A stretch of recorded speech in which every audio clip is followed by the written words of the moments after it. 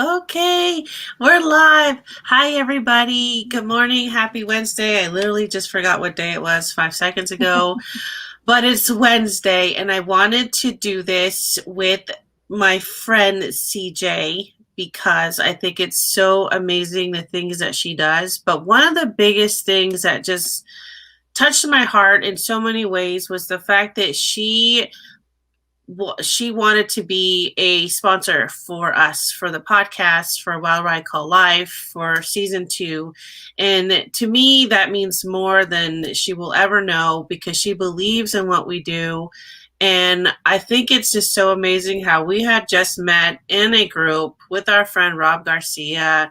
Just we're all there on the same mission just to get ourselves out there, learn how to build a business and all that.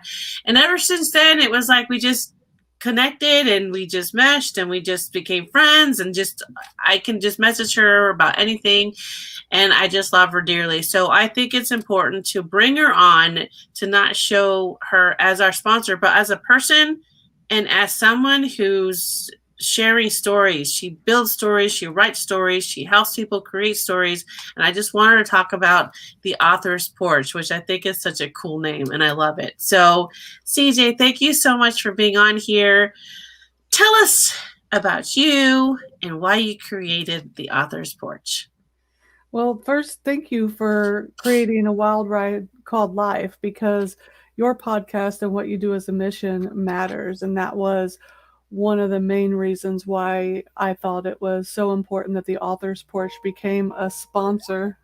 Sorry, I forgot to turn all my mutes. I was over here mute, mute, mute, mute, mute, and then I was like, let me get that one too. Anyway, so I thought it was very important that the Author's Porch became a sponsor of a wild ride called Life because you bring out those stories in people that what you don't understand is mental health is such an integral part of becoming the true person that you need to be. And us as authors, what we do is we often struggle with mental health and feeling like we're enough. And I wanted to make sure that the author's porch stood behind the mission that you do, getting those stories out there and helping people become better versions of themselves every single day by having their voice heard and knowing that it's okay to not be okay, as you often say. Um, and and that was the main reason we wanted to become a sponsor of your podcast. But we created the author's porch because I remember as a little kid growing up in the Midwest, because I may be on the border by the sea right now, down in Texas, but I'm from the Midwest. I'm from Indianapolis, Indiana, and we grew up on porches. We sat on porches and had conversations. And even if you go home today, everyone's going to be hanging out on the porch. And that is our motto, where every good conversation happens is on the porch.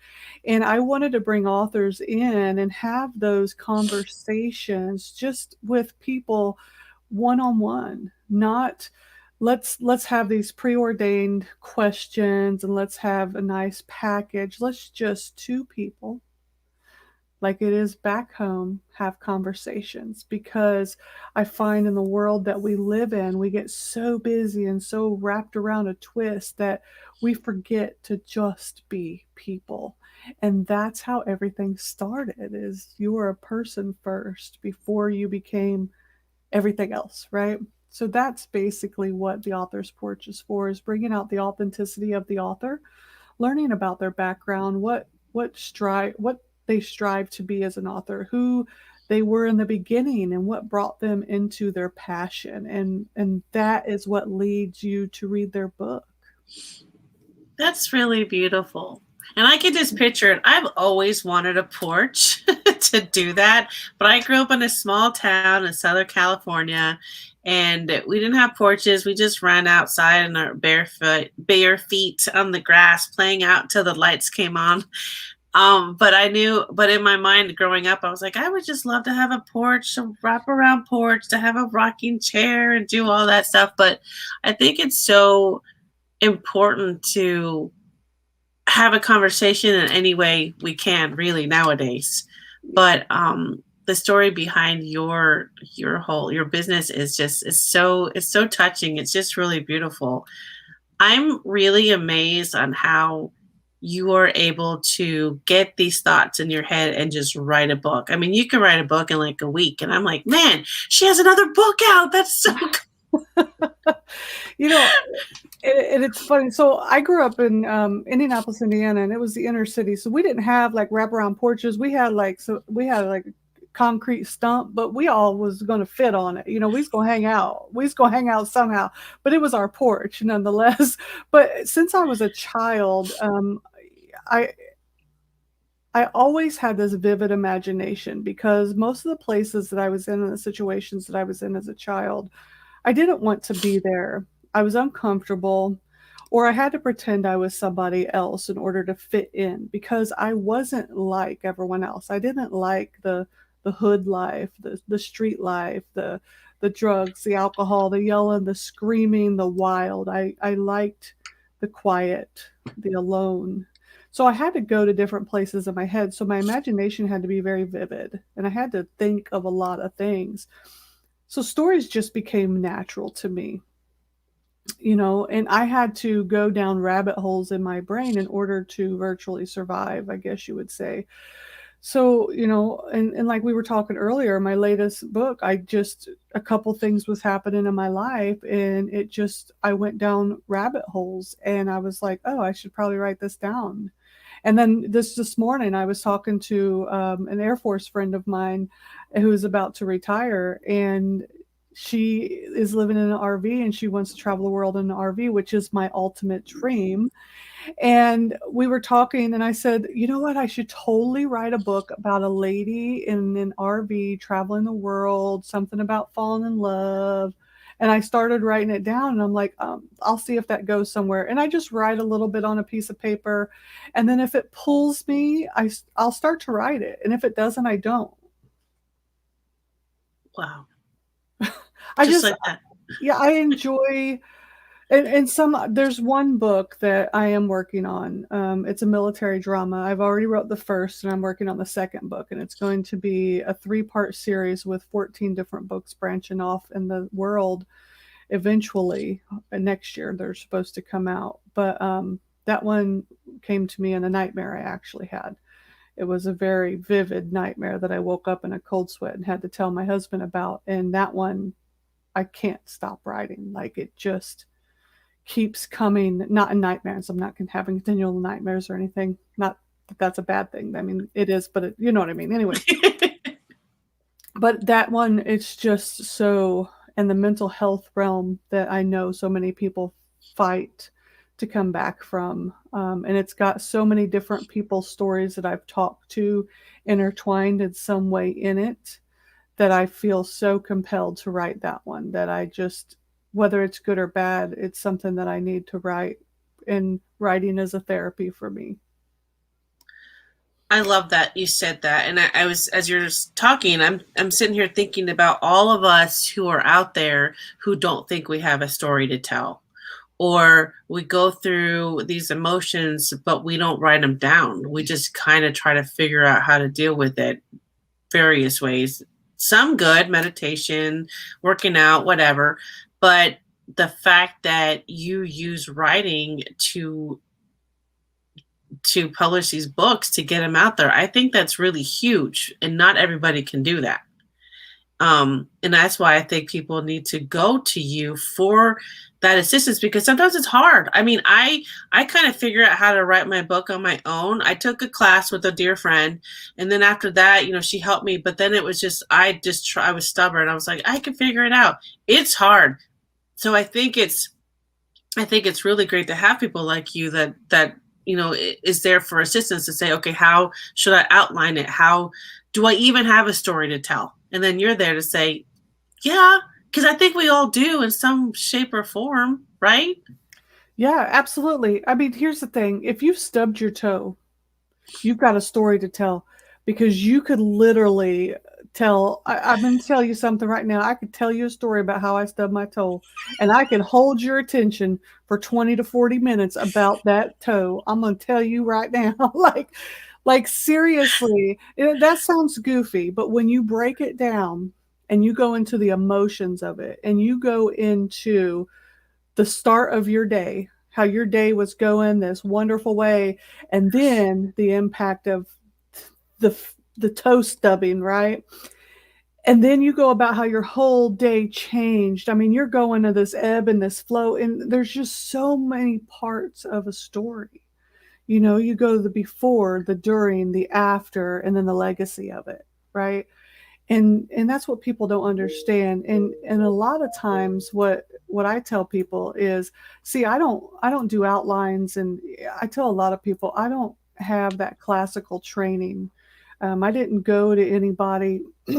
I wanted to write a book since I was in about the 7th grade, but I always thought, oh, you got bad grammar, you barely talk properly, and an F bomb comes out every other word, and you don't know how to act most of the time. So how are you going to write a book? You're not the brightest cookie in the bunch. So how are you going to write that book? And then I've come across this podcast called Author Like a Boss by Ella Barnard. And the first episode that I listened to, there was an author called Russell Nolte, and we've talked about him before, me and you. Yeah. And I was listening to his episode, and he's a best-selling author. And back then when I heard best-selling author, I was like, oh, this dude is like better than Nora Roberts, who is my favorite author. Yeah, I mean, he's the bee's knees. I've got to listen to what he has to say. And there was one part in there that struck me, and when he said it, it gave me permission. Somehow it gave me permission to do it. And he said, "You're gonna suck until you don't. So just do it." And at that moment, I went in and I started writing my first book. And it was a children's book, which was what I wanted to write. And it was Roscoe and Charlie Travel to Shuri Castle, which is in Japan. And I illustrated it all myself, and I can't draw stick figures to save my life. What? I wrote it, I published it, I edited it, I illustrated it, and it is the most atrocious book you will ever see in your life. But I love it. I loved Oh, drawing those photos. I loved learning how to use Adobe Illustrator to take my hand drawn photos into vector files myself. I taught myself everything there was about it, because a best selling author on a podcast, right? And you're in the podcast world. This is how powerful podcasts are. He told me, "You're gonna suck until you don't." And I listened, and then after that, I listened to every single episode she ever published, and I followed her and Russell ever since, and I still follow Russell. Ella isn't as public as Russell anymore, but everything Russell does, I'm like, write it down. I still follow, and I've read almost every single one of his books, and all of his books that tell you how to do marketing and everything. I follow and listen, and I just I listen to people when they talk. And even if he wasn't a best-selling author, there's people out there that have no titles, and I listen when they talk. That's all people have to do is listen and try and go for it.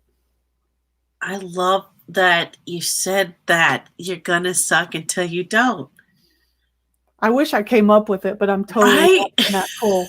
He is though. He is. He's that cool. That's this is genius though, because you're right. You're gonna well, I was just thinking of something and I just lost it. Just like you're always gonna have a no unless you ask. You know, it's like you have to start from somewhere. Yep. So we shouldn't be afraid.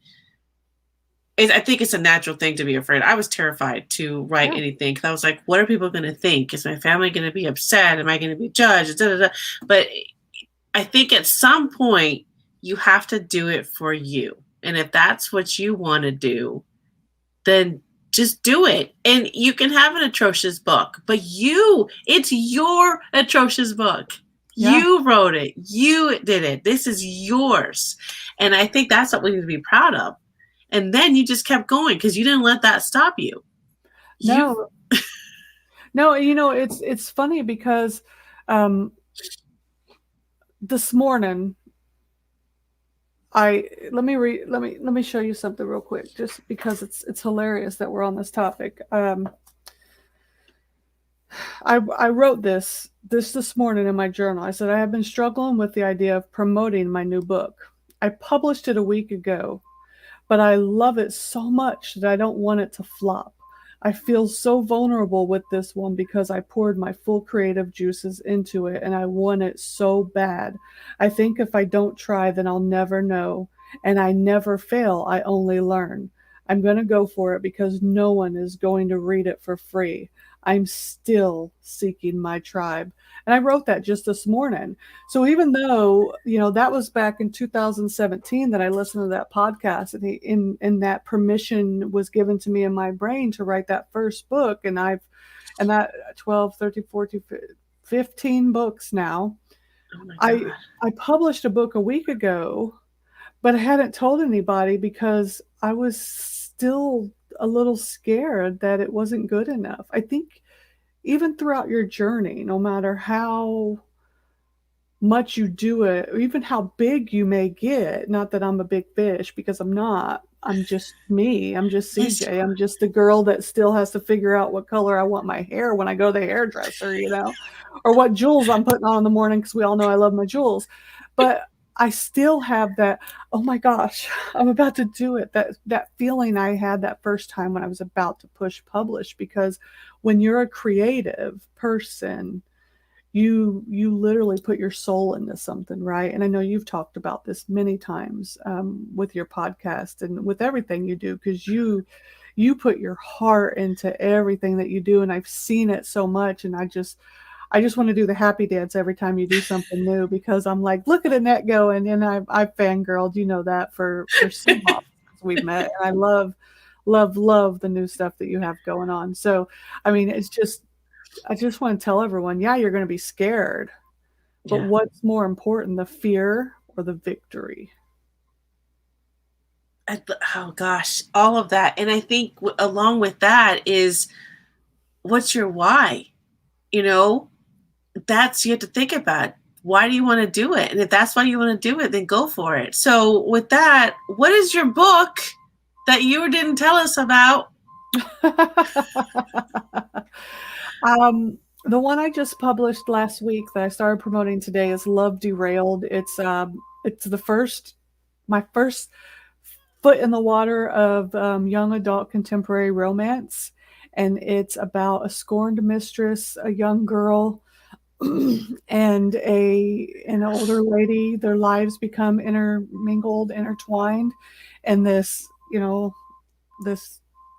love story gone wrong, but yet gone so right. And it's a young girl following in her mother's footsteps, and in the end, will she clean the house or will she dirty it? Wow. I can sit here and give you all the praises, but I also understand how scary it is to put something out there because you don't know. Yeah. But um, so I get it, but I'm still gonna praise you anyway because that's just, I mean, who comes up with stuff like that? That's so creative. You just have this gift. Did you ever think you were going to have published 15 books when you got out of the army?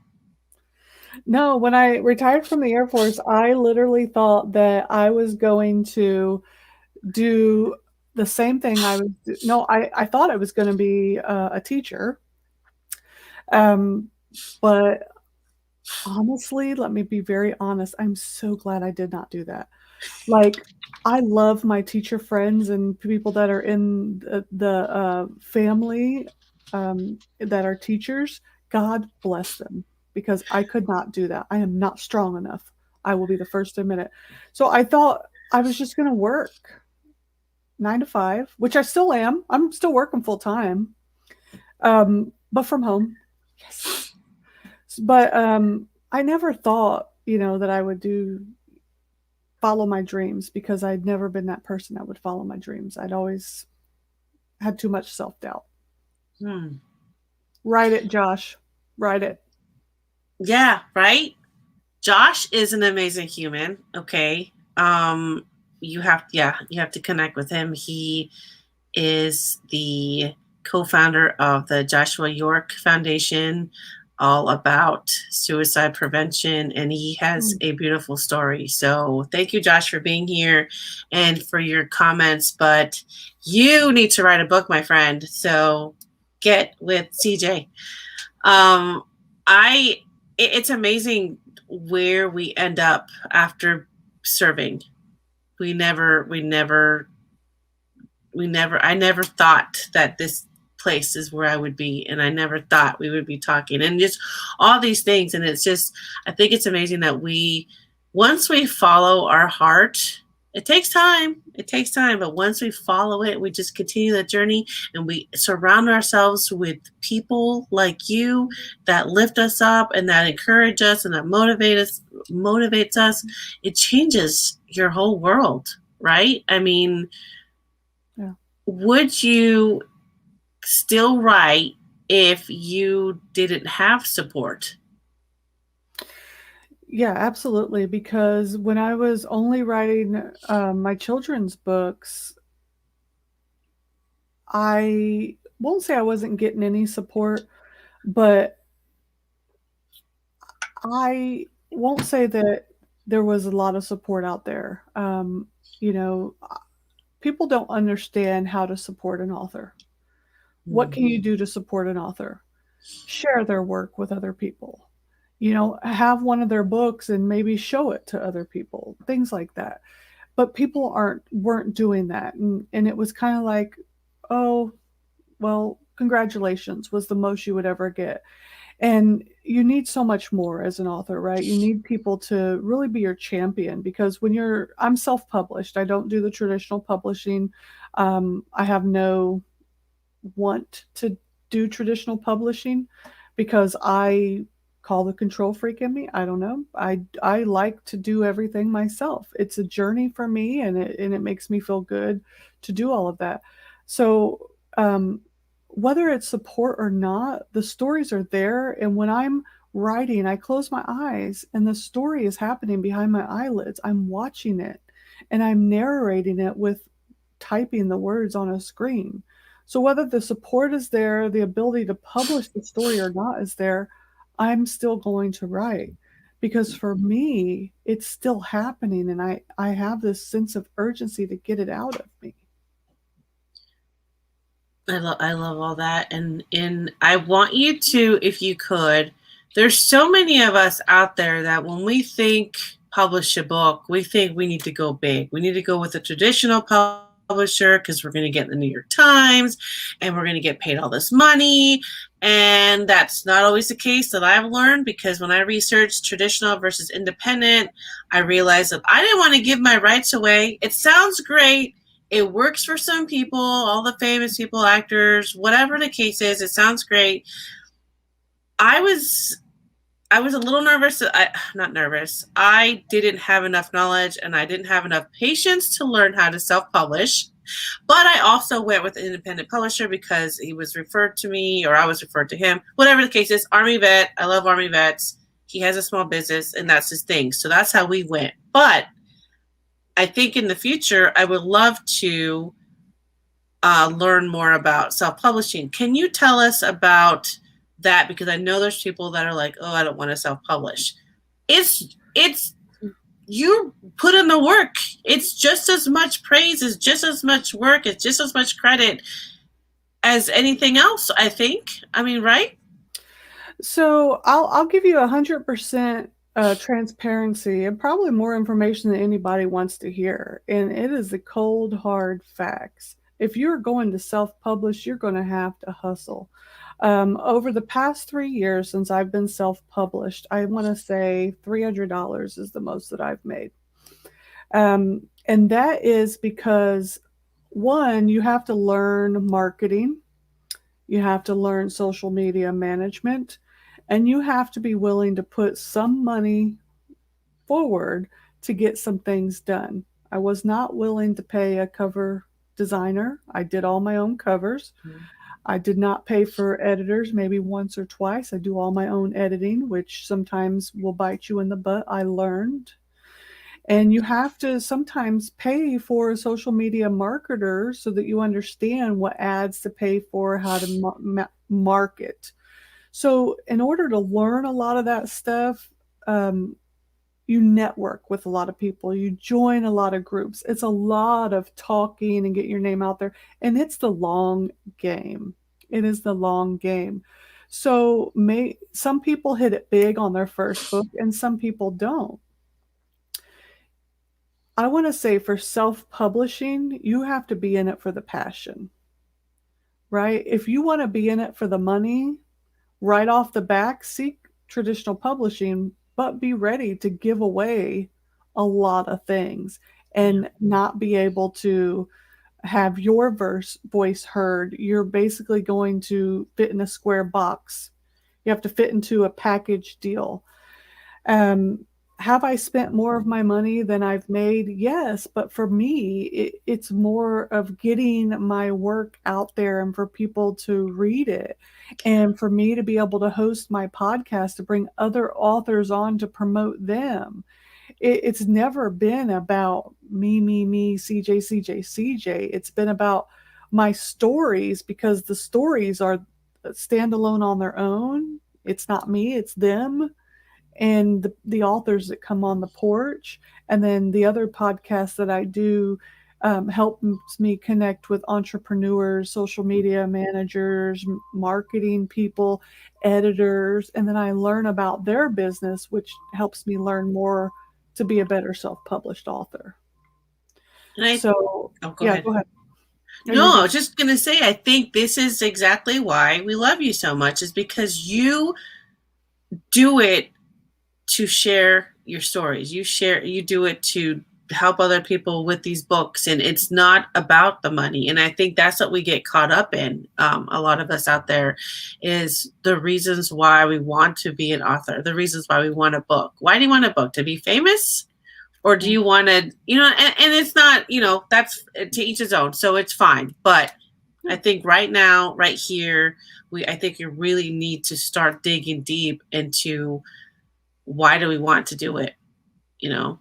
Yeah. And it is self-publishing. It can happen. It can happen. But yes, you're right. You have to hustle. You have to just be patient, I think, right? You have to Yeah. be willing to learn. And that's that comes with patience. Yeah. And there's some extremely smart people out there that have it figured out. That if you're willing to sit down and read their books or pay for their coaching fees, you, you're gonna go very far. Russell's one of them. I've paid for a couple of his courses, and I've read his books. And when I follow those certain rules, it works. It works, and I know it works because I've recently started getting more sales. I've started getting more traction with some more people on my email list, things like that. So I know that it works. Yeah. You have to know where to go to get the proper training. I know Russell stuff works. Ella Barnard's book about marketing. She has a book about marketing. She works.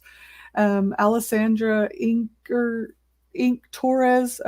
It's if you go into her group. So there's some really amazing self-published authors that have hit it big, Yeah.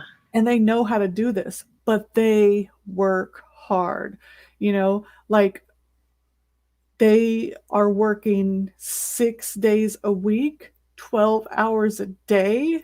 It is not for the lighthearted, but Yeah. to me, like I wake up at 4 in the morning, goes off, and I'm excited to get in front of my computer.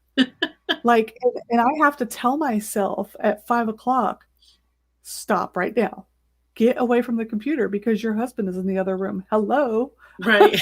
And I have to remind myself, you still have a family, girl. Get out of here because I love it that much. I totally feel that. There are days, Monday and Tuesday, where I forgot to eat like I'm supposed to. I didn't drink enough water. I didn't do because I was so into what I was doing because I love it. But I have to remember there's people in the house. It's not just me.